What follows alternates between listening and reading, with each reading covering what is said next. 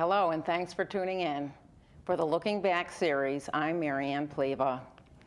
Programs in this series feature local people who, I believe, have led extraordinary lives.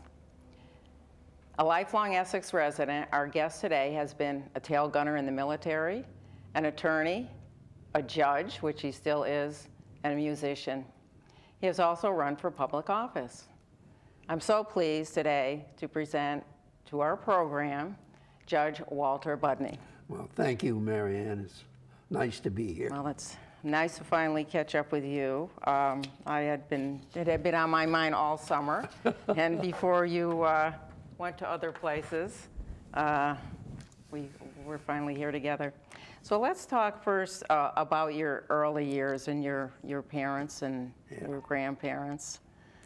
Well, my grandfather was from Poland, came over here in the 1880s, and my grandmother was Swedish, Hulda Peterson. She came over here about the same time, and they met each other and were married. And he got a job working for Comstock and Cheney at the time, making piano actions, but his job was shoveling coal into these huge furnaces, which kept the factory going and the heat for the workers. And he started out making 10 cents a ton shoveling this coal. Ooh, back-breaking. Yeah. And then someone had the orchard. Was that? He saved his money, if you can believe it, on that amount. And he bought a little over 100 acres, in which everyone called Budney Hill. It's still called Budney Hill. And what he did was planted apple trees and through the whole 100 acres. And he built in the beginning 3 houses up there. It ended up with about 5. And what he would do is on the side sell apples and apple cider, of course, hard to regular sweet cider. And that's how they lived. Yeah, that's great. Well, they're not too far from what's now Scott's, where you can go, and they have still the existing orchard there. Now, there was something going on. You had a barn originally. What did you? Yeah, they had 8 children, and since my grandmother was from Sweden, she had many relatives over there, and this gave them an opportunity to come to our country. And there wasn't much room, of course, so they actually stayed in the barn. And I have a record of a census taken in the early 1900s in which there were 3 Swedish people in the barn and interviewed during the census. Wow. And then they found houses for them, a place to live outside of the barn, of course. And they came to work in the ivory trade? My grandmother didn't work. She worked in the fields on apples and bringing up children. And my grandfather worked at Comstock and Cheney. Okay. And then your mom had a long career. She worked. Oh, yeah. She? Okay. My mom married my dad when she was 16. He had just got back from the service, World War I. And she worked at Comstock and Cheney for 39 years. And we have a picture, oh, there it is. I hope I have the right factory, do I? You have the right factory. Ooh, good. It's actually It's ripped so apart big. there, but Yeah, it's so big. I didn't know what part that's to old take. Comstock and Cheney that and later looked good. Pratt Reed. That looked good. So you grew up most of the time you were on Budney Hill. Yes. As a child. And we have a picture Born in of, Middletown, but okay. I was there, right there on Budney Hill. I think there. Now, does that look like a familiar house there? Yes, it does. Okay. That looks like the first house that they built and lived in. Of course, it's a lot different now. Okay. But that's the place. Okay. So that was, let's see, you were born in 1925. So what was life like growing up in the 20s and in the 30s? Well, it was the Depression years, and there's only one way to describe it: harsh. We didn't have much, and it was harsh living. Not much money. Yeah. Hard work. Yeah. And then through high school, though, did things get brighter? I mean, did you? Oh, of course. Oh, yeah. You had to hang out with your friends. I think we have some pictures of you as a little tyke. Oh, there's your. That's the Iverton Grammar School. Right. I went to the Iverton Grammar School and with a lot of my friends, and that was torn down by contract with Wallach Construction Company sometime after World War II. Now it's the Iverton Park. I know. It's sad that such a wonderful, striking building had to go, but that park is a beautiful park too, and really serves the people in that area for every occasion. How true. So now we have another picture of when you were a very young boy. You were in somebody's wedding. Oh, there you go. That's my John Gutowski was married, and I was his, ring bearer. Yeah, you kept track of that ring, an important part of the wedding. And we have another one of you as a young fellow. I think it was, there you go. Yeah, that's my confirmation, Our Lady of Sorrows. Okay. So now when you grew up, you had your one brother, Dick. I know him from the Lions. Yeah.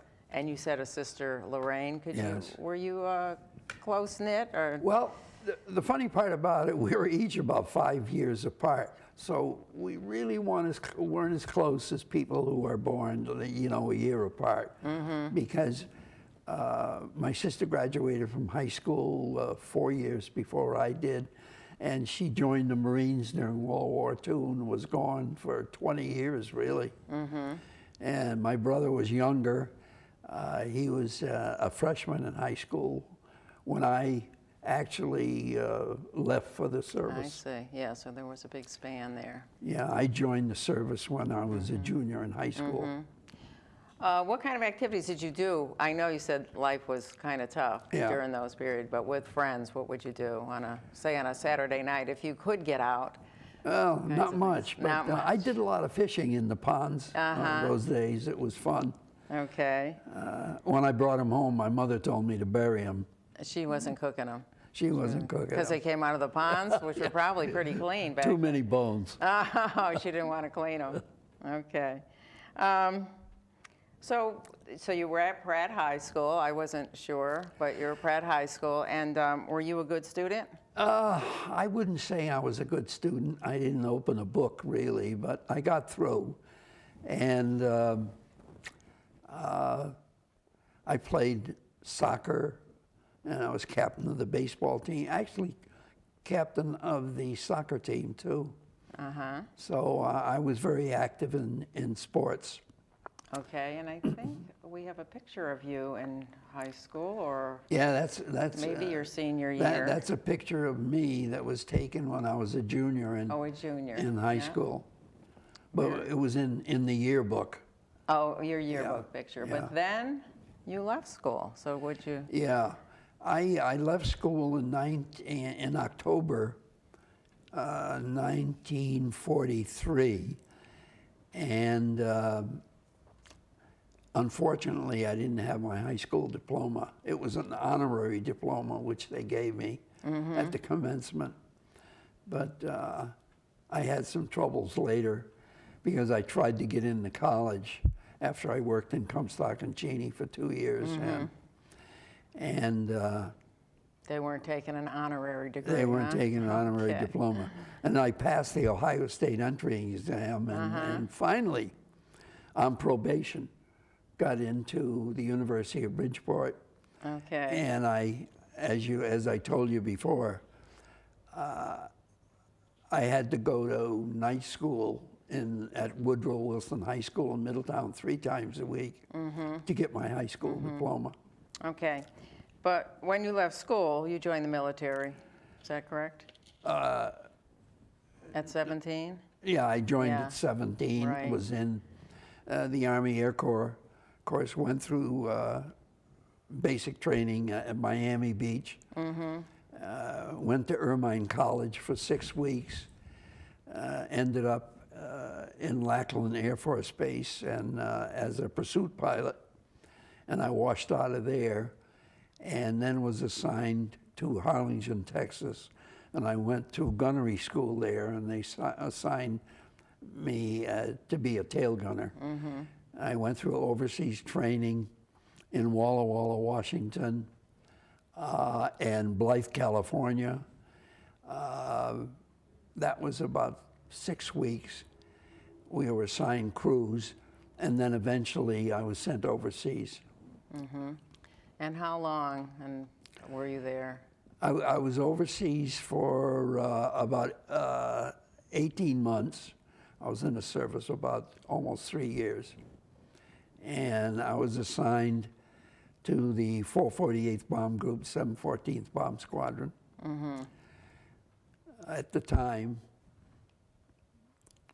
I flew 23 missions, but this is somewhat fallacious because at the end, near the end of the war, we basically didn't fly missions. What we did, the troops were moving so fast that we garnished a lot of supplies, including ammunition, and at low level, we're dropping them to the troops that were advancing.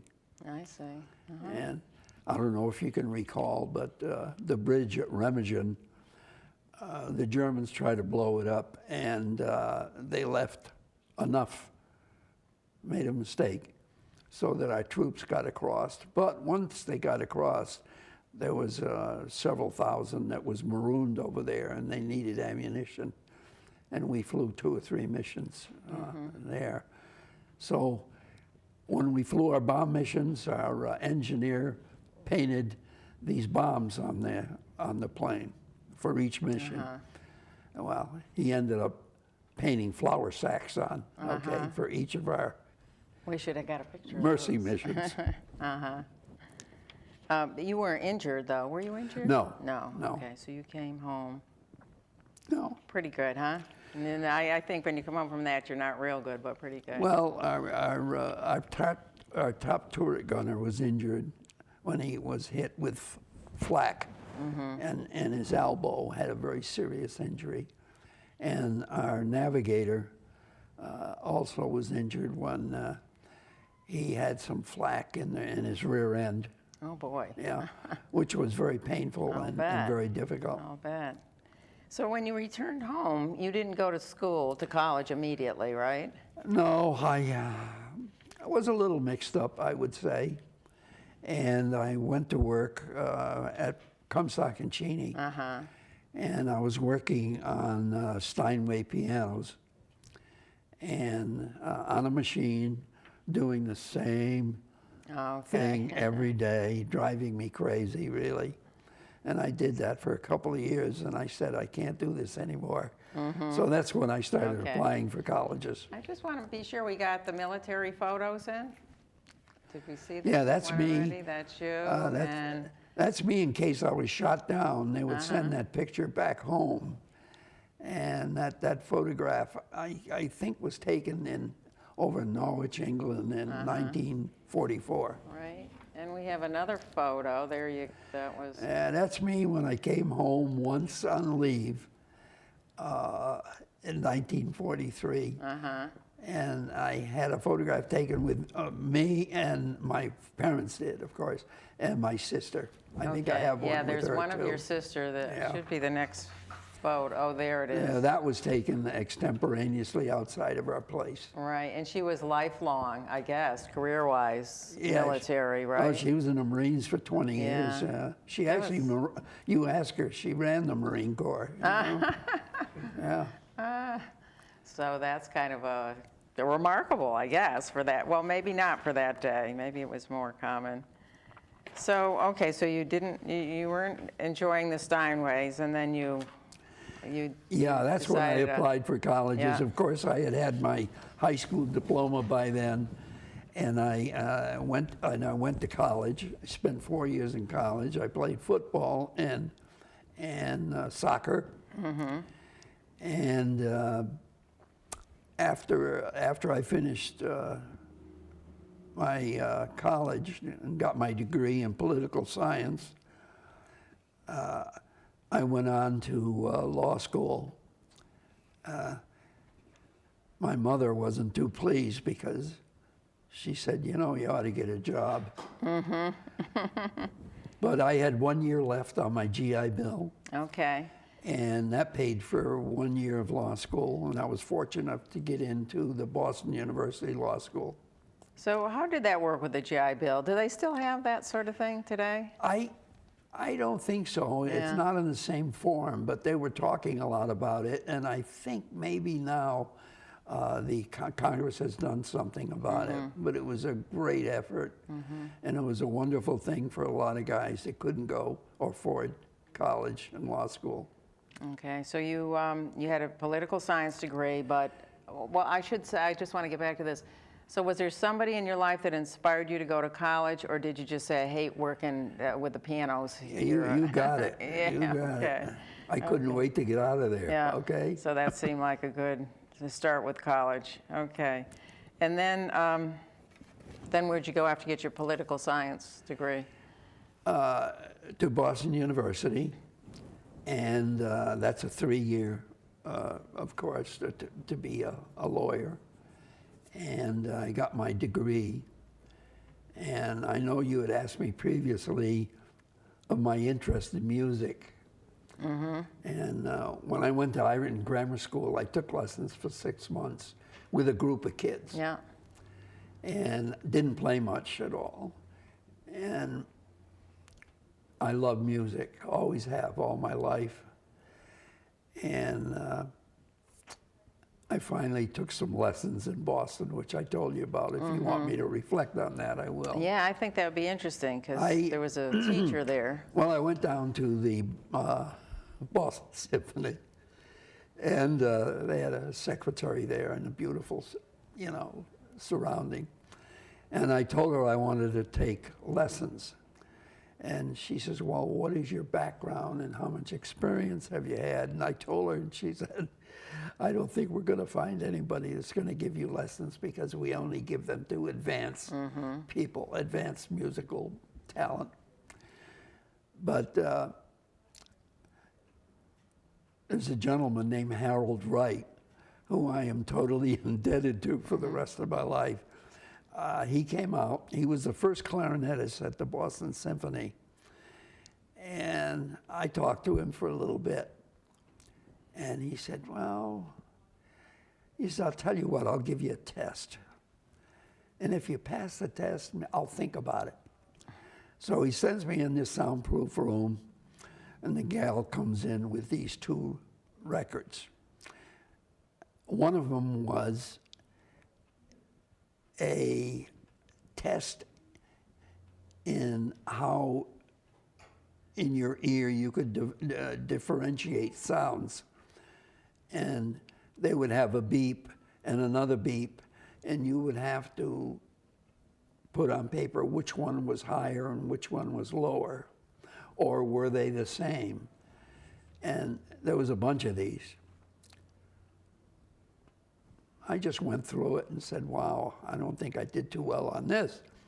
Then the next record was drum beats. And they gave you all kinds of drum beats, and you would have to put down which ones were similar and which ones were dissimilar and stuff like that. Well, I finished the test, and course, with great trepidation. And Harold Wright comes out, and he said, you know, you didn't get one wrong. I said, you got to be kidding. That's so amazing. You must have been the only person that did that. And he said, this has never happened before. He said, you've got a wonderful ear for music. So that's. He said, I'll give you lessons. Okay. So he gave me lessons, and they lasted for about 8 months. I was a senior. I was in my last year of law school.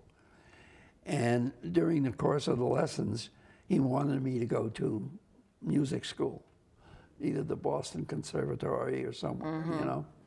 And he told me that he would assist me in doing that. But I said, hey, you know, I'm in my last year of law school. I've got to think about the bar exam. I've got a lot of things on my mind.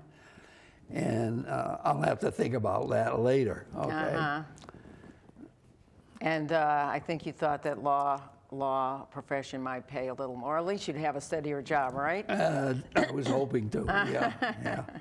Okay, great. Well, that's such an interesting story. I'm glad you shared that. And you still play every day? I do. I try to practice every day a little bit. Yeah. And I play in several bands. Okay. And I heard you play the other night at the Corinthian. Yes, you did. You graciously came in, Oh, that was so much and, fun, yeah. and listened to us. Yeah. And what is that? Does that group have a name? It's called the Corinthian Jazz Band. Okay, because it was much bigger than I thought. I thought there'd be like 4 people there. Yeah, I also play with the Juniper Hill Jumpers. Hard Scrabble, Top Hats, you name it. Yeah.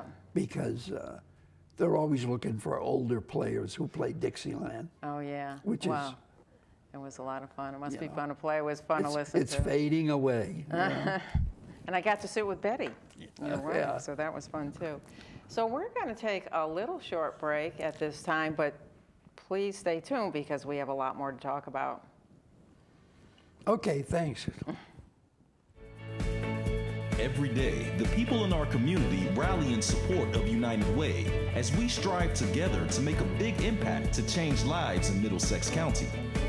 From our main streets to our institutions, from our neighborhoods to our town halls and our classrooms, we're working with our partners to create a stronger community. It's an inspiring effort, and we invite you to join us. Volunteer, donate, live united.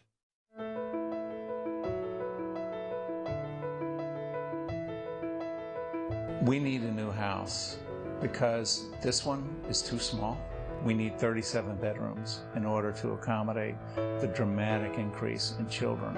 Yale New Haven Children's Hospital. This new house will be more specialized in the rooms that we provide and much larger to accommodate the sheer volume of families who are going to need us. Well, we're back. That was quick. Thanks for joining us again.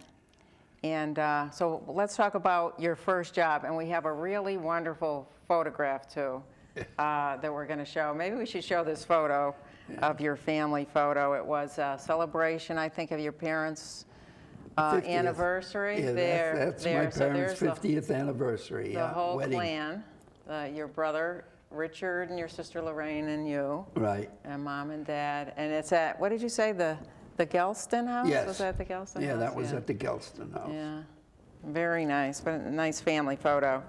So what was your first job after law school? Well, after law school, I opened up my own practice, and I was in the vegetable bin of the Iverton store. What I did is cleaned out the vegetables and built a little office, and that's where I started my practice. So, okay, so the Iverton store where Gather most recently was, is that the Iverton store? Yeah, but it was down underneath. Oh, okay. And there was, later on, that was a real estate office. Mm-hmm. Yeah. But then I got a wonderful offer from a law firm in Hartford called Schatz & Schatz. And they wanted me to do all their trial work in New London, Middletown, Norwich, and New London. And I finally agreed after a bit of hassling. And they made it so profitable I couldn't refuse. So I joined their firm. I became a partner, and Richard O'Connell was also a partner in the firm. And after a few years, things were changing where the leaders of the law firm were retiring, other people were coming in, and we had a discussion, and I had a discussion with Dick O'Connell, and we agreed to leave and form our own firm, and we did at 96 Elm Street in Old Saybrook. Okay, and I think we have a photo of that. That's Hopefully it. Okay, you used That's to go the there building. well, not every day, but almost every day. We bought right? that building. For 25 years? And yeah. Okay. And they're going to settle. Actually, there's still a law firm there called Cloutier and, what is it, Betty? Casella. Yeah. And they're going to have their 50th anniversary pretty soon, They are. sometime in October. Wow. Well, Yeah. I'm glad that you mentioned that name because it was easier to track that building down because there were other brick houses on Elm yes. Street. So I'm curious, how does one become a judge? Because later or I should say Oh, too, the other boy. thing is, you partnered with Richard, but how did you become a judge? Oh boy, this is a long story, and I hope you'll bear with me. Governor Ella Grasso, of course, I was in politics. I was, on the town committee, the Democratic town committee in Essex, and Ella Grasso was the governor, and somehow she got my name, and her secretary called me and said that she was looking for some good men. And are you interested in being a judge? And I said I hadn't thought about it. But I came back and talked it over with my wife and talked it over with my partner. And he said, take the opportunity, So I did. And I went through there's two committees you have to go through. One, the Connecticut Bar Association. The other one was an ad hoc committee appointed by the governor that you had to go through and be approved by them. And then the governor would approve you, and then your name would go to the legislature, and they would have to approve you. You go through the Judiciary Committee, and then through the whole legislature, they had to approve you. And Ella Grasso dies just before I was to go to the legislature. So things were held up, and Governor William O'Neill came in after that. He honored the commitment made by Governor Grasso and submitted my name to the legislature, and I was approved, and that's how I became a judge. I've been a judge for 37 years now. And loving every day, right? Yeah, I love it. Loving every case? I love it. I know all the lawyers, being there for so long, and I mediate cases and have pre-trials. Once in a while, I'll try a case as long as it's not over 3 or 4 days. But mainly, I love the talking with the lawyers and sometimes the clients in order to rectify all these cases, because the cost of litigation is big time now. So you're very fortunate to have fallen into something that you love, I because love most it, people yeah. don't have that opportunity.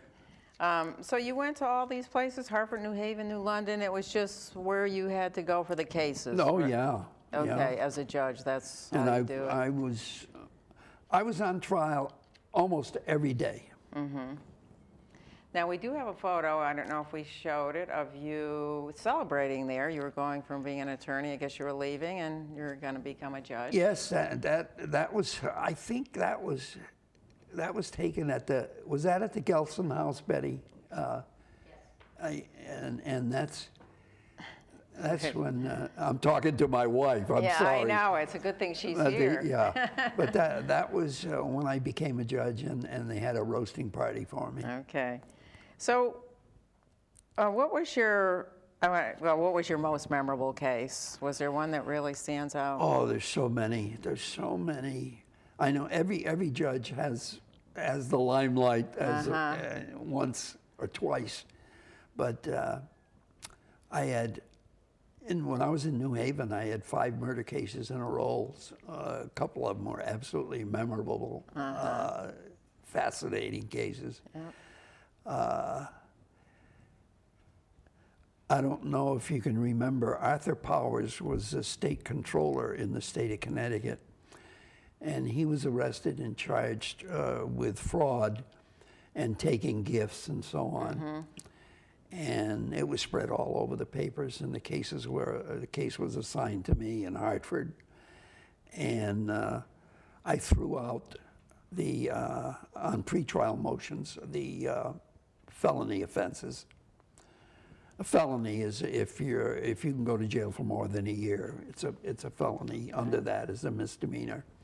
But he was still left with 3 misdemeanors, and we started a trial.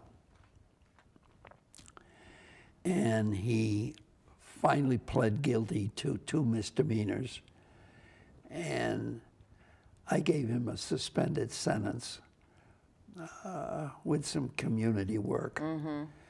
And boy, he toed the mark and did everything he should have.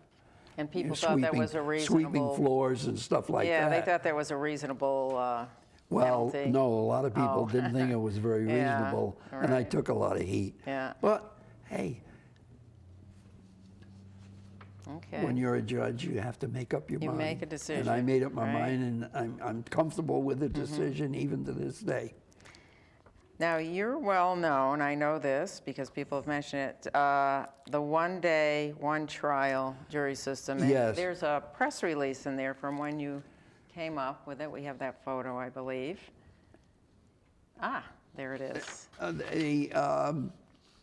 Actually,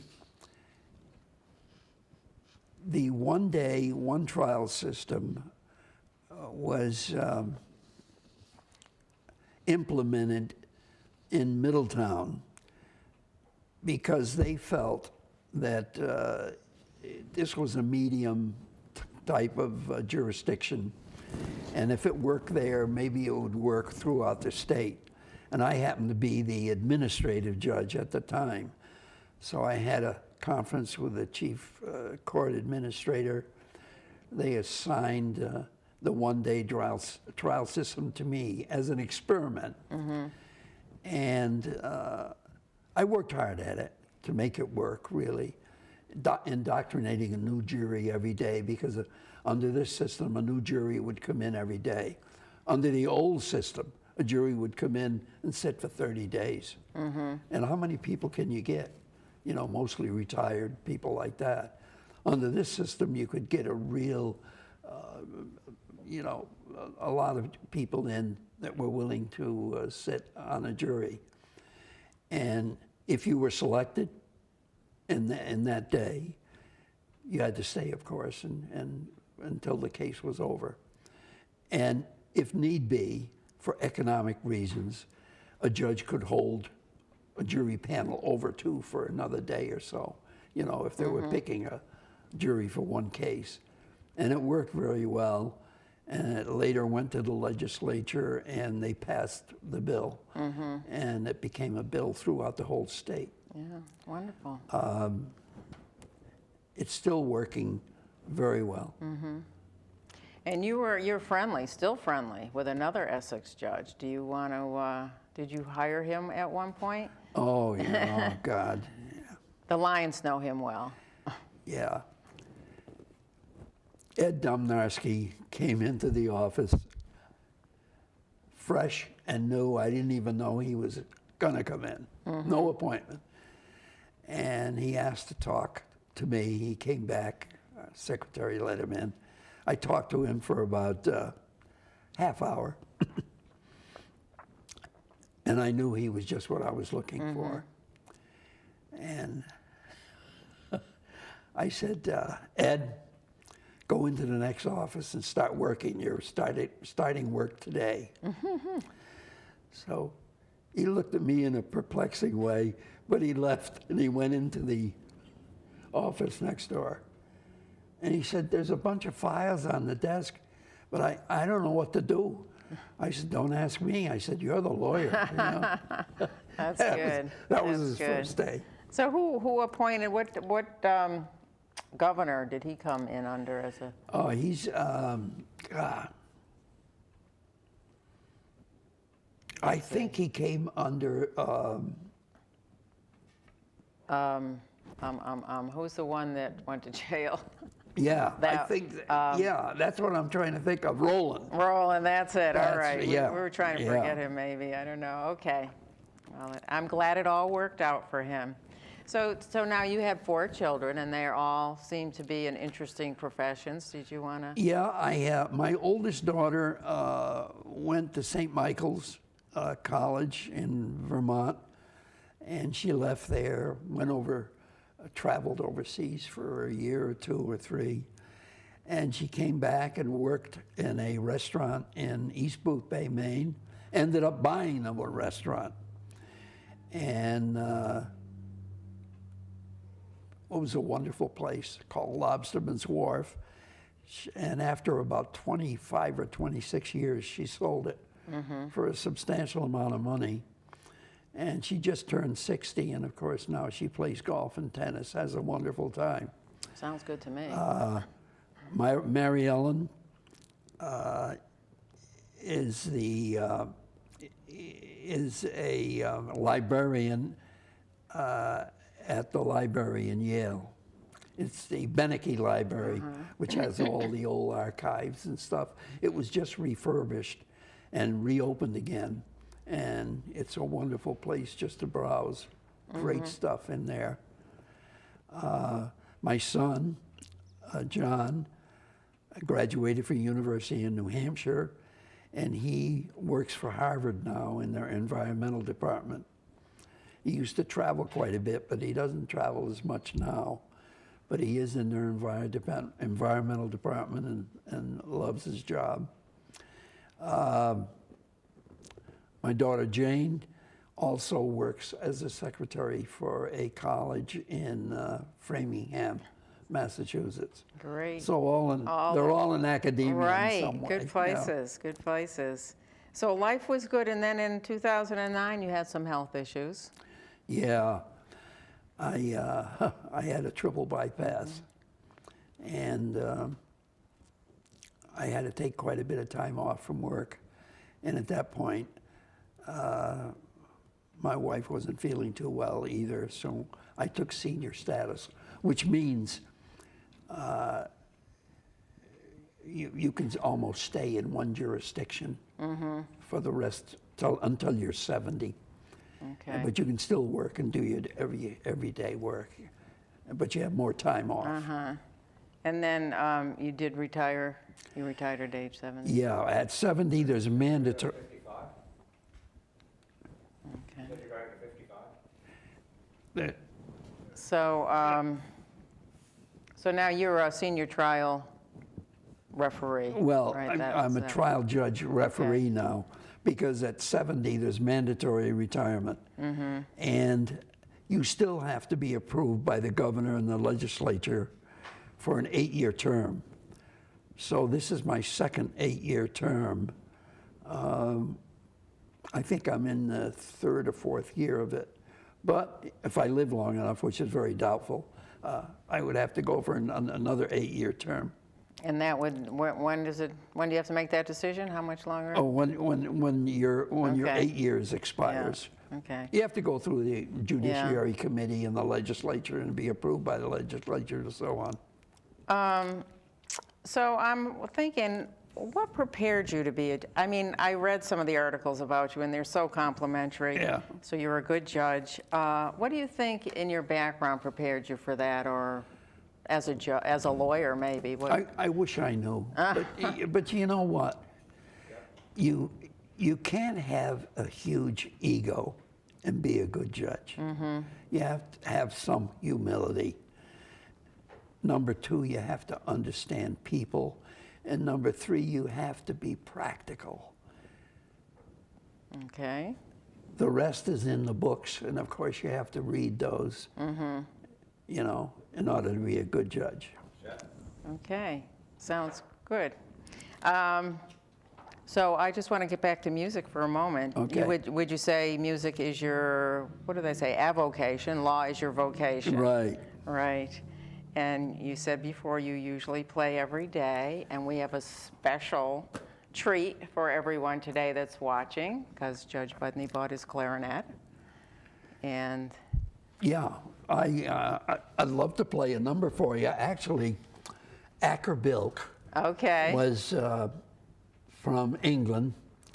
He was a wonderful clarinetist, and he made millions of dollars on a song called Stranger on the Shore. Oh, beautiful song. So I'd like to just play a few notes from that song. That would okay? be wonderful. And your clarinet is here. Oh, there it is. There Can it you is. grab it? Sure. All right. And I'm so glad you're playing that, Acker Bilk, because there's some young people helping with the show today, and they'll get to know who he is, right? Okay. Okay. Is it okay? Huh? Yep.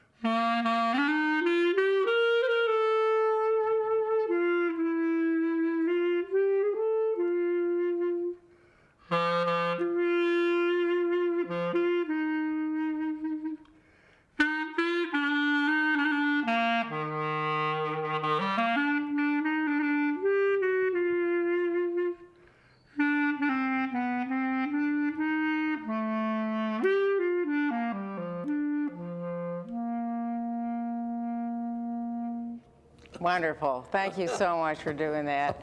I really appreciate it, and I love that song. But I just want to mention one more thing, all the things that you've done, but you're never too busy for a round of golf, right? Oh, yeah. And I only had to mention that because we do have a picture of you taking a wonderful swing here. Aha, we had to get that in, right? Yeah, I've been in athletics all my life, but let me tell you, golf is the toughest game I ever played. Okay, You know, it's a head mental game. Okay, And, but I love it. great. Yeah. Well, you must be used to all I those. try to play once a week, and I still do fairly well. I was a 7 handicapper at one time. Now I'm 18. But I'm Okay. still hanging in there. Well, thank you so much for being here. All right. I And enjoyed our conversation. Thank you very much. And thank you, Betty, for making sure that he got here and answering all our questions. Right. Yeah, I had to ask her a couple times. I know, for sure. So this concludes our show, and we hope that you've enjoyed it. If you would like to be a guest on this program or host this program, please email me at Contezza, CONTEZSA@gmail.com. Special thanks to our technical crew today, Bill Cook, Bill Bevan, Al Mankovich, Kobe O'Connell, who used to be a lion as a little child, and Chris Morgan. And a very special thanks to Judge Walter Budney. For the Looking Back series, I'm Marianne Pleva. Oh, and thanks for watching.